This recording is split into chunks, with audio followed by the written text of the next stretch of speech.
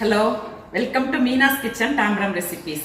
இன்னைக்கு நம்ம பார்க்க போற ஒரு ட்ரெடிஷனல் ஸ்வீட். இது வந்து கேரளா ஸ்பெஷல் ஸ்வீட் இலை அடை. இதை தான் எப்படி பண்ணலாங்கிறத பார்க்க போறோம். இது வந்து நான் இன்னைக்கு கொஞ்சம் சிம்பிள் மெத்தட்ல பண்ணிட்டேன். எப்படின்னா சக்க பிரதமன் பண்ணி அதுலேருந்து பண்ணியிருக்கேன், ஸ்டார்ட் பண்ணியிருக்கேன். இந்த சக்க பிரதமன் எப்படி பண்ணணுங்கிறத நான் ஏற்கனவே ஒரு வீடியோ அப்லோட் பண்ணியிருக்கேன். அந்த லிங்கை வந்து டிஸ்கிரிப்ஷன்ல கொடுக்குறேன். அதை பார்த்து இந்த சக்க பிரதமன் பண்ணிக்கலாம். நீங்க வந்து இது சக்க பிரதமன்கிறது நம்ம இயர்லி 1 year 2 years நம்ம ஃப்ரீசர்ல வச்சுட்டா கூட ஒன்று கெட்டு போகாம அப்படியே இருக்கும். ஸோ நம்ம எப்போ வேணுமோ அப்போ எடுத்து இந்த இலையடியை பண்ணிக்கலாம். இன்னைக்கு அதை எப்படி பண்ணலாங்கிறத பார்த்துடலாம். ஸோ இன்றைக்கி நம்ம எடுத்துட்டு இருக்கிற சக்க பிரதமன், நான் ஒரு குட்டி கப்பில் சக்க பிரதமன் எடுத்துட்டு இருக்கேன். அதில் இந்த மாதிரி தேங்காயை போட்டு இந்த மாதிரி நல்லா மிக்ஸ் பண்ணிட்டேன். ஜஸ்ட் ஒரு 5 minutes வச்சு அந்த மாதிரி மிக்ஸ் ஆகிடும். ஜஸ்ட்டு அதில் இந்த மாதிரி ஒரு பிஞ்ச் ஏலக்காயும் சேர்த்து நம்ம மிக்ஸ் பண்ணிடலாம். அப்புறமா வாழை இலை இருக்கு இல்லையா, அதை இந்த மாதிரி ஷேப்பில் கட் பண்ணி எடுத்துட்டு இருக்கேன். இதை வந்து தணலில் வந்து நம்ம லேசாக வாட்டி எடுத்துக்கிறோம். எதுக்காகனா நம்ம ஃபோல்டு பண்ணினோன்னா கிழியாமல் இருக்கும், சாஃப்ட் ஆகிடும் இலை. அதுக்காக அந்த மாதிரி ஃபோல்டு பண்ணி பாருங்க, கிழியாமல் சாஃப்டாக இருக்கும் இலை. வாட்டர் இந்த மாதிரி நல்லா பாயில் ஆகிடுது.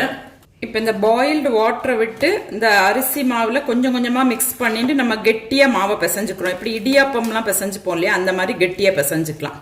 அப்ராக்சிமேட்டாக நம்ம 1 டம்ளர் ரைஸ் ஃப்ளவர் எடுத்துட்டோம்னா 2 டம்ளர் வாட்டர் கன்சியூம் ஆகும் நமக்கு.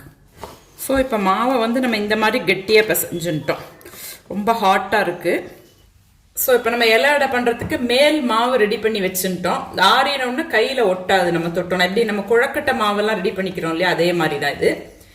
அதே மாதிரி பூர்ணம் ரெடி பண்ணி வச்சுட்டோம். நம்ம சக்கவரட்டி பண்ணி வச்சுட்டு இருக்கோம் இல்லையா, சக்கவரட்டியில் கொஞ்சமாக தேங்காய் பூவை போட்டு நல்லா மிக்ஸ் பண்ணி எடுத்து வச்சுட்டுருக்கேன். இதுதான் இதுக்குள்ளே வைக்க போகிற பூர்ணம். இப்போ இது ஜாக் ஃப்ரூட் இலை எடை. கேரளாவில் வந்து ரொம்ப ஃபேமஸ் இந்த ஜாக் ஃப்ரூட் இலை எடைங்கிறது, பலாப்பழ இலை எடைங்கிறது ரொம்ப ஃபேமஸ். அதைத்தான் இப்போ பண்ண போகிறோம். எக்ஸாக்டாக இது குழக்கட்டை மாதிரி தான் ஸ்டீம் பண்ணி எடுத்துக்க போகிறோம். இப்போ இந்த இலையை வந்து நம்ம வாட்டி எடுத்துட்டு இருக்கோம். ஸோ நமக்கு ஈஸியாக ஃபோல்டு பண்ண முடியும், இலை வந்து கிழியாமல் இருக்கும். அதுக்காக தான் இந்த மாதிரி பண்ணிக்கிறது. நெக்ஸ்ட் வந்து கையில் வந்து லேசாக ஆயில் அப்ளை பண்ணிக்கலாம். ஆயில் அப்ளை பண்ணிட்டு கொஞ்சமாக நம்ம அரிசி மாவு எடுத்துக்கலாம். எப்படி நம்ம குழக்கட்டையெல்லாம் பண்ணுவோம் இல்லையா, அதே மாதிரி தான்.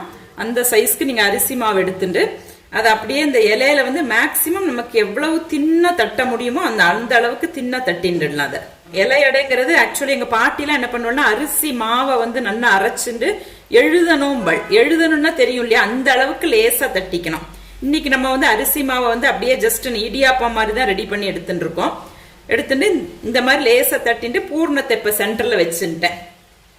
இந்த பலாப்பழ பூர்ணத்தை வச்சுட்டு ஜஸ்ட் இந்த அடையை வந்து அப்படியே க்ளோஸ் பண்ண போகிறோம், அவ்வளவுதான்.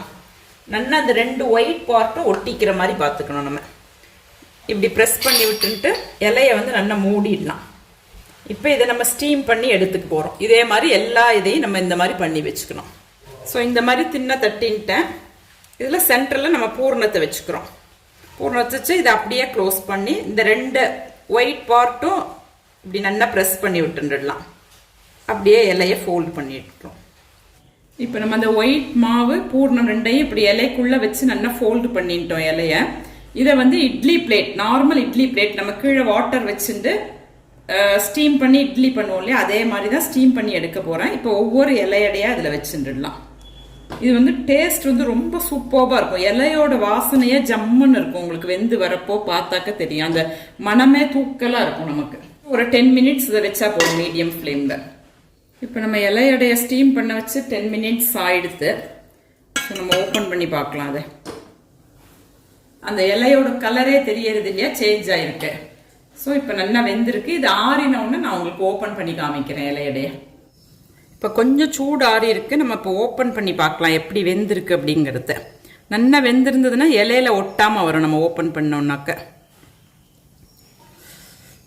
ஸோ இப்போ எக்ஸாக்டாக வந்திருக்கு. இதுதான் எக்ஸாக்டான பக்குவம் இலை எடைக்கு. சூப்பர் டேஸ்டியான ஒரு கேரளா ஸ்பெஷல் இலை எடை நம்ம ரெடி பண்ணிட்டோம். இந்த சக்க சீசன்ல வந்து கண்டிப்பா இலை எடை சக்க பிரதமன்லாம் பண்ணுவா.